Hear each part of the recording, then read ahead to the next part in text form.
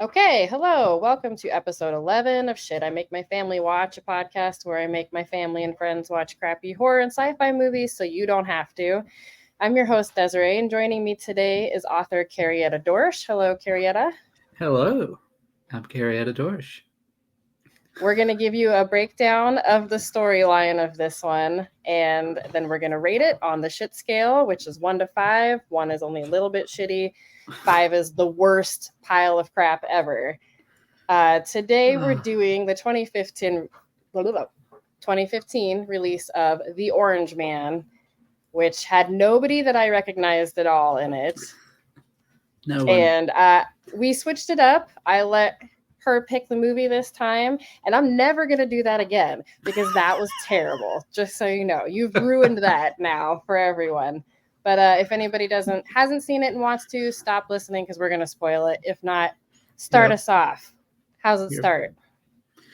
Oh, goodness gracious.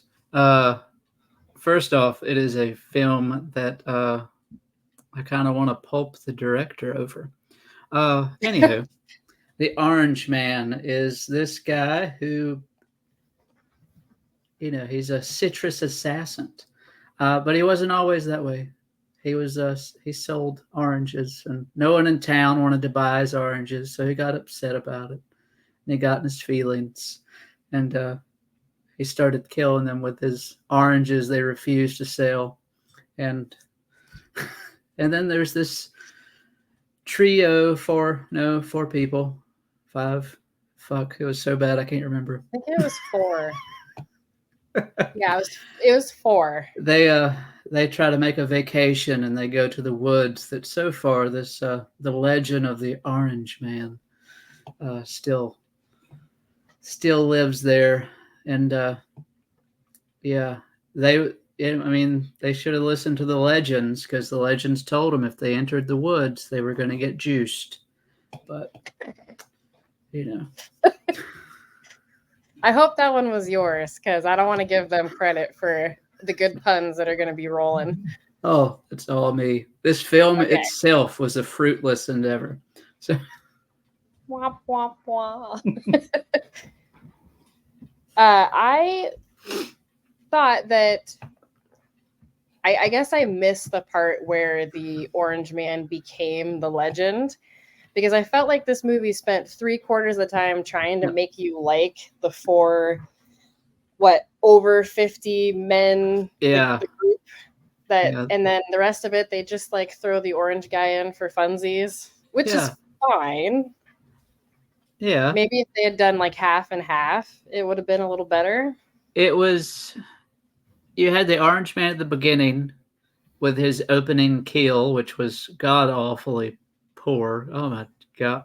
And to be called the Orange Man, and for the synopsis of the film saying that's his weapon, he didn't really kill anyone with an orange. No, he pestered them. It was his hook. That's what I did. Why does he have to have both? Like, he's got a hook and a bag of oranges, and then he just throws the oranges at people and then kills them with the hook. Yep. Or I think he did at least maim someone pretty brutally with just the oranges when he was standing on the cliff dropping them down. But overall, not I don't know. It really didn't have much to do with them. No. The guys I didn't like. The one guy, the sexist pig character, I don't know why, but he reminded me of Barry from Storage Wars. I have no idea why. I get that. He felt very slimy. He was the one who kept trying to watch old ladies sunbathing, right? Yeah. Yeah. Okay. Yeah, he was my number 1 least favorite. And I felt bad that they tried to create these sympathetic characters that I just absolutely hated. Could care less about. I mean, you've got the land developer who his wife is cheating on him, but he's like unforgivably awkward, and his wife is just unnecessarily mean, and so that's a weird, there was like nothing there. So you're like, okay, she's gonna go sleep with her computer technician. And then he calls his friends because he's sad. And then there was the gentleman in the wheelchair, which I have actually, there is one redeeming quality of this movie. I think it highlighted the abundance of like non-ADA compliant buildings in Florida. Like, and activities, because there was no ramp on the cabin that they None. rented. There was like, None. they were just sort of carrying him around. He could barely get out of the van. I did have to. It wasn't because it was funny. It was just because it was so awfully shot that it was funny, with him pissing, and his piss stream is what's propelling his wheelchair around the room. And then it's just all like that. That I was felt like so if awful. they just cut it to like 30 seconds of that, you could have gotten away with it and it would have been like, okay, that's kind of funny. But Like it a was like full- 5 full minutes of all around the cabin and his wheelchair's hitting stuff, and you're like, Oh, it was okay. awful. It was so bad. And then you have the out of shape, not so outdoorsy savvy person who's like, oh, I'm going to go on a hike by myself. Yeah, and I was trying to figure out his role in the group, except for to just be like a stupid, nice guy, I guess. The dynamics were muddled. Oh, it Like was normally each one of them sort of plays a role in this, but yeah. I only actually saw one of them get killed. So that was my problem, was trying to come up with like, there's no real good start to finish of how this movie played out. No, it was bad. I'm sorry. You know, I know that they get to that cabin and they're having a great time, and then they run into his soon-to-be ex-wife at the restaurant. Yep. With the computer guy, and then they have a little tussle, and then they decide to start pranking them because they're camping near them. I don't know what the point of the pranks were, and I don't know how the Orange Man got himself involved in this, but somehow it all kind of came together, and then everybody started dying. So yeah, it was bad. I just still don't get the synopsis says he kills people with, that's false. He didn't kill anyone with oranges, damn it. And it pissed me off because I was expecting that. I was expecting orange death. No, he did. He killed Reggie, the guy in the wheelchair, because he gets hit by a truck, but he's alive in the hospital, and then he crams an orange down his tube so he can't breathe. Only orange related death. Yep. So I would have liked it better if he was like full of one-liners, like you're squeezed or you're about to get juiced. I mean, that would have made it at least more funny. He was kind of throwing out orange facts here and there, or just kind of screaming. And they always made sure to zoom in to show that he didn't have any teeth. But like, he enunciated really well. So I'm not sure. Yeah. Yeah. Now there's a lot of juicy issues about this film, and they're all pulpy and not good. How many more are on your list? Oh, I don't know. I could do this all the time. Oh God. I'm trying to think of where we left off. They went to the cabin. They saw the ex-wife. The Orange Man's involved. There's prank wars happening. The Orange Man did kill the couple. So he kills the computer technician, but the wife sort of lives until the end-ish. Yeah. He just drives off. Yeah, she runs up to her ex-husband for help, and he's like, and then he just keeps going. Which, fair. She wasn't very nice either, but he was annoying. No, she was. And then I did not see how the chubby. Oh no, I think he got hit on the head by an orange, didn't he? Top of the cliff, chubby guy. Yeah, but you don't ever see if that actually killed him. No, or I don't know if it was the oranges that made and the practical effects was god awful. Jesus. Mm-hmm. It was so bad. It looked like a wet paper sack under his head that they used to show Hmm. to show brain matter. Maybe that was an orange related death. Or But no, I I don't. think it was because he fell. Yeah, I think the orange, and then he tripped because he was getting hit with an orange. It didn't really Yeah. show. It was just No. he showed him throwing them, and then it like went on somewhere else to with the turtles. He had the turtle scene that was awful. That literally looked like they glued a plastic turtle to the front of his shorts. He's like running around like it's stuck on. If I felt like when you're describing it, it sounds like if a bunch of college kids made a video, it should work, but it just doesn't. Because you just like all of the adult men in this movie are creeps in some form or another. And then the ex-wife is not remotely like relatable. Her boyfriend is terrible. There's literally no nice people in this film. I think it was so poorly shot. The actors were poor actors. And it was almost like the director was trying to shoot a very serious film and failed miserably. If he would have maybe stuck to the campiness, maybe stuck to a little more joking, maybe even made fun for the fact that these people couldn't act, maybe it might have came out to be a campy, laughable movie. But man, it was just, I'm sorry. I apologize that I took an hour and a half of your life away having to watch this. At least I multitasked a bit, but I agree. If they could have made it like fed more into the campy vibe of it, like campy 80s slasher, it would have been way more enjoyable. But the endless bag of oranges, like he always had at least two in there, no matter how many he chucked at people. Yes, it was like the old revolvers from John Wayne movies. 6 shots, but he shot 1,200 times. So. Yeah.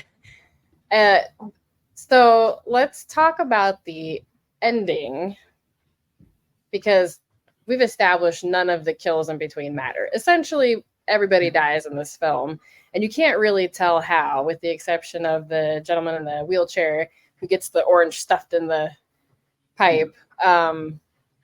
Somehow the main character romances his secretary. Yeah. I'm assuming that's who she is. Woos her. Yeah. And she comes over for a very late dinner in the wackiest outfit I have ever seen, even for like Floridian ladies. Like she had a big, like black velvet hat on with a tiara, like dollar store tiara, just stuck right in the top. And then she had like feathers. There was like a boa. She had everything but like the big flashing sign that said, "Please take me to your bedroom." Like it was awful. Yeah, it was. And then somehow they decide that they are now an item, and he's very happy. And then he goes to sprinkle the ashes of his friends somewhere. I think in the lake that they were just at. Yeah. He's going to go back to where he almost got killed. Stay in the car. Let me go out here, and floofs it up, and then it just flies back in his face. I feel like that was at least a real life sort of moment. Like I'm sure that was kind of funny. Yeah. Yeah. Unintentionally. And then she gets out of the car, and the orange man comes to kill her for no reason. Little orange man. But I don't think the main character actually dies. I honestly do not remember. I just know that the orange man shows up at the end, and there's a lot of like, no, and I don't know. Oh, no, I do remember. He tries to shoot him, doesn't he? I think so. And then he shoots his girlfriend on accident. Yep. And then the movie ends. So it was just a bunch of fruitless violence, and bum, bum, bum. And the audience watching this now should be saying, "Aren't you glad that we watched this for you, so you don't have to?" Save 90 minutes of your life. Do not, under any circumstances, watch this movie. You could do whatever you want. besides that, because you won't enjoy it. I think I would rather clean my bathroom. Like that sounds It like more was fun. it was awful. It was Yeah. so awful. What's your rating for this one? Do I have to ask? What was your highest? 5. 5 is like the Ugh. worst Tyler. Yeah. I I would think say that's where I'm at. I would say 5. I mean, if there was more, You'd go higher. I would give my shovel and start piling it on because You it might have to add. I mean, technically, you can do whatever you want. You can make was it 10 awful. out of 5 stars. It was awful. It Yeah. was probably, I would rather like poke myself in the eyes than have to. I don't think I would ever watch that again, even if I somebody. think it was so bad it doesn't even deserve a rating at all. It just needs to disappear from the.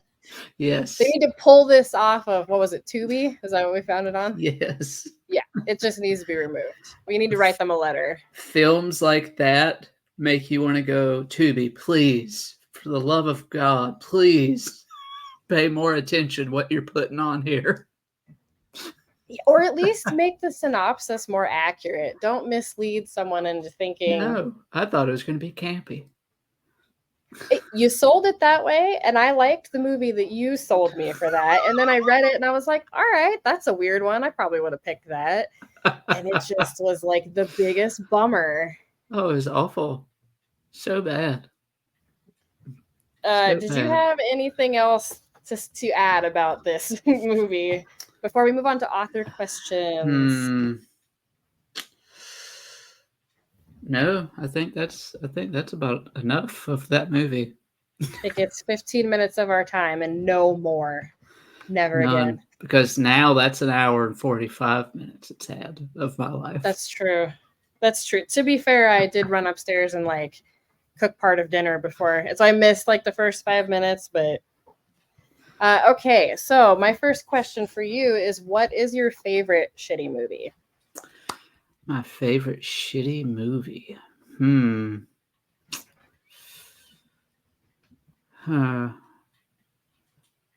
That's a tough one. Because that's a tough one. Shitty Hal. We're gonna say Shitty Hal, just very low grade. Totally up to you. Like, I really enjoy 80s crappy sci-fi movies that like don't necessarily make sense but are just comforting to me. Okay. So maybe just not well made, have a lot of script errors or story holes or. Have no idea at the moment. I will come back to that. All right, that's fair. It's a hard one. I can't pick a favorite anything. So how about, what is the worst movie you've ever seen? One that you hated besides this one. We already know the answer to that one. Another movie. It doesn't have to be horror, that you absolutely cannot stand. I was very, in my very unpopular opinion, The Exorcist. I could not stand The Exorcist, the original. The original? It bores me. Why?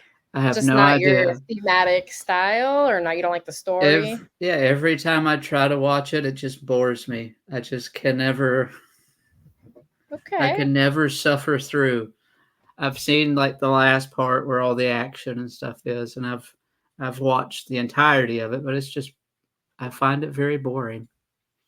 Do you like any of the other ones, like the prequel that they did, or any of the like continuations or anything, or just that whole storyline is not interesting to you? 3 was watchable. 2 was actually surprisingly way better than the first one, in my opinion. But just not a big fan of the whole Exorcist series, I guess. It's fair. The book was, I thought, pretty boring, but yeah, just not. I think exorcisms are kind of, you've seen one, you have a pretty good idea of how they're all going to go. Yeah. Not to say I don't enjoy some more than others, but I think the newest one that had Russell Crowe in it, The Pope's Exorcist. Oh yeah, when he's on the movie set. He's in an old like place in Italy or something. It's the newest one that just came out, and it's based off a real guy. And now I can't remember the plot line, but that one was at least entertaining to watch, even though it did have some pretty gaping plot holes. So I would say if I had to pick an Exorcist sort of one, that might be my go-to. I don't know I don't know. Like the Exorcist and the Omen movies, I've just never been a big fan of either. I don't like the Omen, so I agree with you there. Yeah. I guess creepy kids aren't really creepy to me. I'm just like irritated by them. Yeah, it's just not my bag. I do enjoy the Conjuring films. I enjoy I enjoy several ghosts and hauntings and supernatural films, just not those. So if you like the Conjuring films, have you read any of the books by Ed and Lorraine Warren? No, not yet. Okay. I don't recommend that you do that if you like the films, because the films are fun to watch on their own, but Ed and Lorraine Warren were a little kooky, and their books are very leaning. So they'll kind of ruin the movies for you, I think, in my opinion. But I don't like them as people. So it's like the Amityville book and movie is way different. The movie was great, but the book was kind of a letdown. The original one, yeah. What is your favorite horror genre? Like a subgenre of horror, slappers, supernatural. That would be hard. We know it's not exorcisms. No. I'm a really big fan of the French and foreign horror, such as Inside, Climax, Irreversible, Holiday, Revenge, High Tension. High Tension. Okay. Several of those because they're just really, really extreme, and the practical effects are just always phenomenal. I've seen High Tension.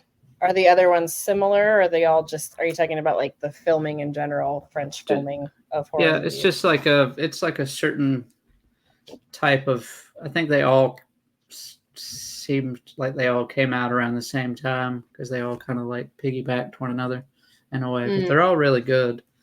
Some of them are very experimental in their cinematography. Sometimes you have really the movie Climax is really strange experience to watch because the camera moves at odd angles and it twirls and it moves around and you bounce. It's just really an awkward experience, but it's pretty cool. I think High Tension was it reminds me of a Splatterpunk book.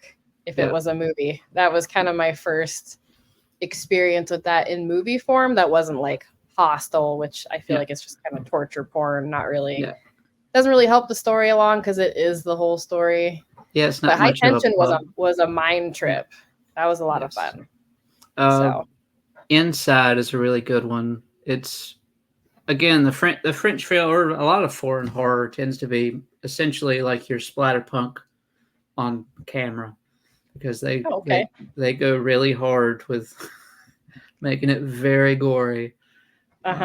Inside was fun because it's like this woman who's pregnant, she's about to give birth, and this other woman, she's like wanting that baby, and there's only one way it's going to come out. It's pretty intense.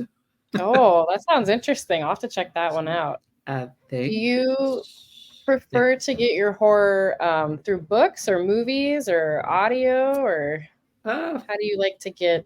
I'm a reader, but I believe film. Film is always even though I am an author, I'm a reader, I'm a writer. I think film is still my preferred avenue for horror. There's something about seeing something similar that I like being able to watch a movie based off of a book so that I can read the book and then see it on the screen and then kind of find something in the middle that works for me. Yeah. Which is really only fun if the story follows the movie or vice versa. being very Yeah, noisy. I do have a habit of, trying to. If there's a movie I really, really love, if there is a book, I always try to get the book and read it as well. Mhm. So I'm currently, the a non-horror, I'm reading Wise Guys, which is the book for Goodfellas. So. Oh, okay. Sorry, my dog is complaining over here. Oh, that's What would you like to see more of in horror? What sort of topics do you think need more attention, more stuff written in them, untapped market? I like realism. I like something that could happen. Mm-hmm. Like my all-time favorite horror film is The Strangers. And I think it's because of that ultra realism. Like this could happen anytime, anywhere, any place. This could happen, and I think that's what horror really needs more of, instead of like supernaturals and ghosts. And I really like the realistic horror. That's my favorite. Mm-hmm. Is the human monster. You're serial killers and crimes that humans commit against other humans. Yeah. So that makes sense. Just completely forgot what I was going to ask you. Oh, did you think about your favorite shitty movie? I feel like you are a fan of slashers. I do like slasher films. I will say my favorite shitty slasher, Jack Frost. I haven't seen that one, but I always wanted to because the cover was so much fun. It's bad, but it's so campy and goofy, and it's fun. I watch them both every year at Christmas time. Both what? Jack Frost. Oh, there's two? Yeah. Oh, I didn't know they made a second one. The second one, he goes to the Bahamas. Tell me how that's possible. I did. What are you doing? Oh, it's so campy. Do yourself a favor and watch that. It's so goofy. I have to now. Oh, it reminds me of like the same feeling you get watching Gremlins. Yes, Gremlins. Sort of that Gremlins too. Campiness. That's a good Christmas movie, I think. It is. Gremlins, Jack Frost, Bad Santa, the 2006 Black Christmas, because I think that's the only one that's good. Also, my unpopular opinion. Because a lot of people will swear up and down to the original, but I just think the remake for that was way cooler. I don't think I saw either of them. Are they worth it? I like the 2006 one. The original's worth it. I just don't like it as good as the remake. Yeah, because I just loved that feeling for that one, because it was just so darker. So, what are you working on right now? What do you got coming up? What do you got out? Well, coming up this month, I actually have 2 releases. I have Splatter Park, Shotguns and Beer Cans, which I co-wrote with Asher Dark. I love your covers, by the way. Yes, thank you. I have my debut romance novella coming out this month called Tattered. It is a sweet, non-horror, gushy, sappy, coming-of-age romance. Nice. You got a wide variety. November, I have scheduled my reimagining of the Dahmer case coming out. November 28th, which will be the 30th anniversary of his murder. So I thought it was fitting to release that, called Never Be Lonely Again. So, is that a full-length novel, novella? Novella. Yeah. So, yeah. So tell me a little bit about that. That sounds interesting. You're taking your take on what the Dahmer case should have been, or no, it is a reimagining of the Dahmer case. So it is a what-if scenario of Jeffrey Dahmer, his life, his crimes, his reasonings, his mental illness, but what if he was a woman? So it is. So that's my take on Never Be Lonely Again. So That's cool. That's a really neat idea. I'm excited to see that one come out. I'll be sure to put that on my list. Yes. And then January, I have my first debut true crime nonfiction novel coming out January 21st. So, which will be about Keith Hunter Jesperson, the Happy Face Killer. Ah, So, yes, you and I have spoken a little about him. yes. You have a lot of stuff up in the works. That's Yes. exciting. That one, I'm extremely excited about that one because I've always wanted to be into the field of true crime. So to have the opportunity to have that one-on-one correspondence with the man himself and to write the book about him was an experience that was very intense. So how do you decompress after that? Like, I mean, I imagine you get pretty involved as you're writing. Yes, how do you like take a step back and not feel so it's crazy? very, very mentally taxing. Some of the stuff he says is so blunt and so haunting. A lot of times I will just go watch a Disney movie.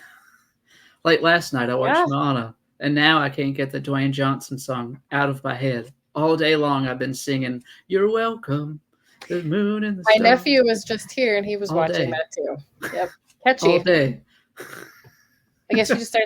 You should share that with that person. Let him watch it. Maybe he'll get a little wholesome. Of course. Fill himself up with wholesomeness for a little bit. No, it's almost contradictory in the way that he will say he regrets, but then when he describes things, he's so blunt and like almost heartless when he describes certain things in his correspondences with me. It's chilling. It's very chilling, but it's wild. It's a wild ride. But do you feel like you're going to be trying to write more along that vein in the future? Or are you kind of like having a little bit of everything, just whatever tickles your fancy? Yeah, I think above all, I'm a writer. So I kind of just write whatever story comes to my mind, whatever story kind of pops up. I would love to do more true crime. It's just the way that I've done this one and the way that I'm trying to do other ones. It is a challenge because I'm having to have those one-on-one conversations. I'm corresponding through them as pen pals. I'm exchanging letters. I'm exchanging that time because it takes a lot of your time to sit down and handwrite a letter and try to get to convey all your questions and to build that trust, because it took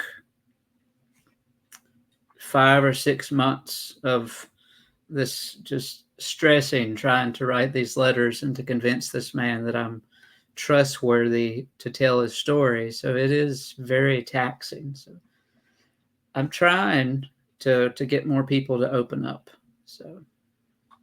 So when you write them, do you tell them that you are a writer? Like, are you upfront about that? Yeah. So they know what they're getting into potentially. No, I'm always upfront about that I'm an author, that I'm a writer, that I have published things. If they're interested in seeing what I've published, they're more than welcome to. I'll send them, the book cover or the synopsis or whatever they, might want to prove that I'm a writer. I never write them under my name.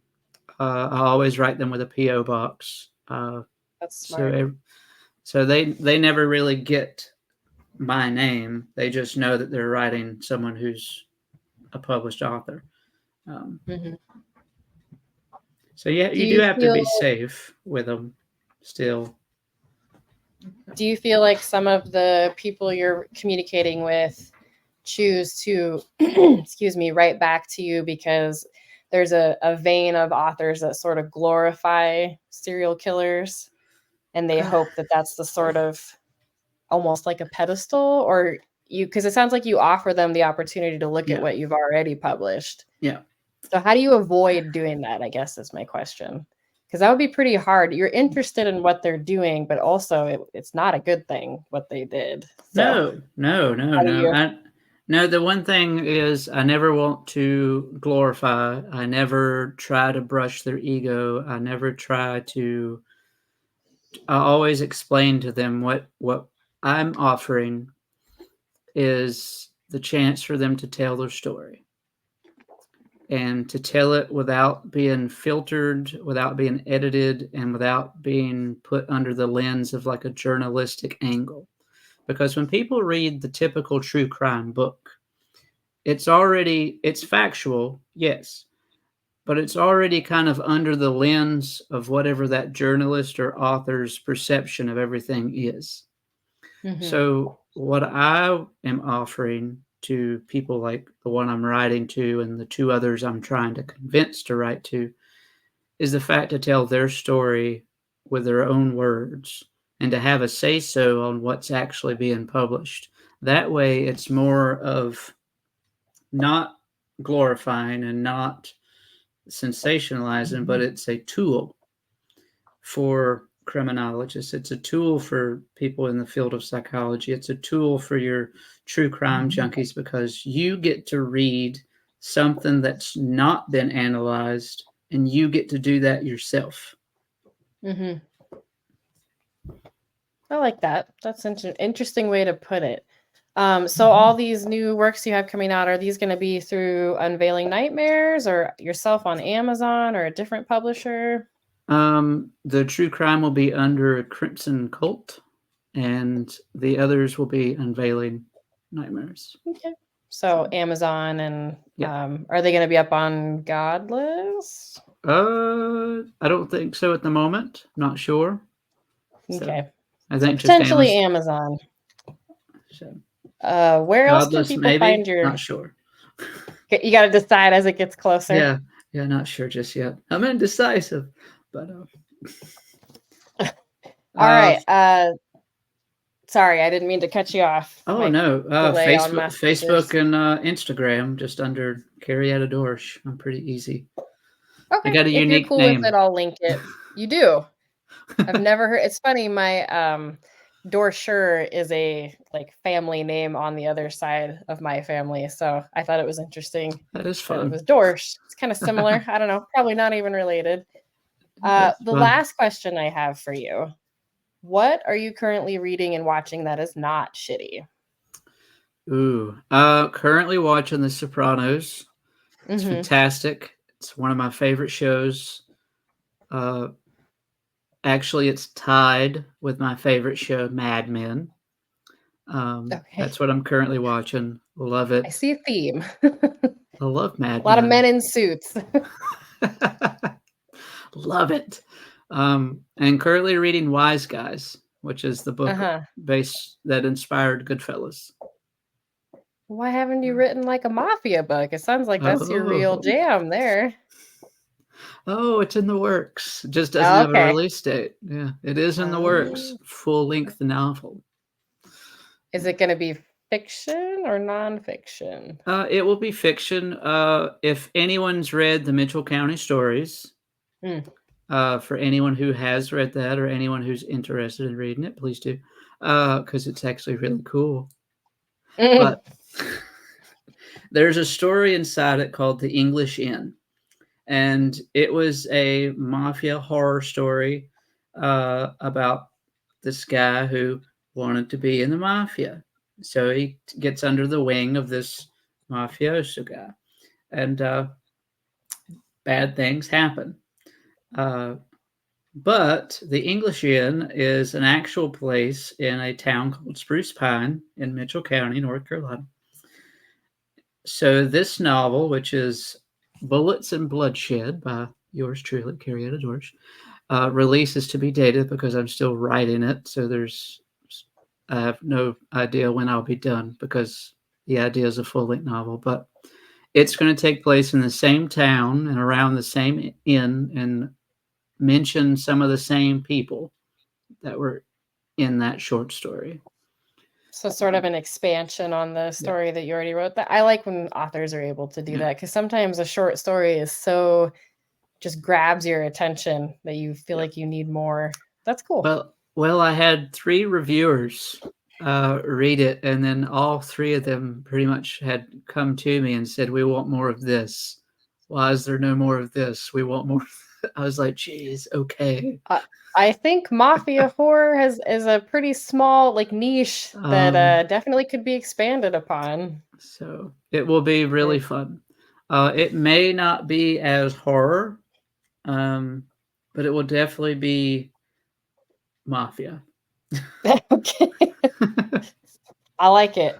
Well, we got a whole list of things coming out from you, so I'm gonna make sure I link as many Yay. of the platforms people can find as they can. So when we get off, if you want to just shoot me any links that you have already to where they will be, Yep. or social media, and I'll get that linked on there. Awesome. I think that hit all my questions. I even threw in extras. You were just too entertaining to talk to. Well, thank you very much. If anybody else wants to weigh in on The Orange Man, you can find us on SIMMFW podcast. The Orange Man. Yeah, I don't think anybody's actually going to watch it. I have not met a single person who even knows what that is. Please don't. We're telling you not to. Or everything we've done will be in vain. Yes. Yes, it will be. We sit through that for you. That's the point. Some people still like to do it anyway. And if anybody wants to make recommendations, they can send it to the same one. And other than that, thank you, Carrietta. My recommendation is Jack Frost. That's gonna. But that one you like. You gotta recommend. It's recommendations of movies that are gonna really suck. And that one sounds like a good shitty winner. Okay. All right. So we'll start a separate list for that one. But other than that, thank you for coming on the show. You're very welcome. I am going to bring you back hopefully another time for something much better than this one. Yes. But I'm going to get you back because I'm going to pick one that I don't know. I'm going to get creative with it. We'll see. Alrighty. I'm up for this anytime. I love movies. So perfect. All right. Go out and watch shitty movies so we can talk about them together. Thank you. Goodbye.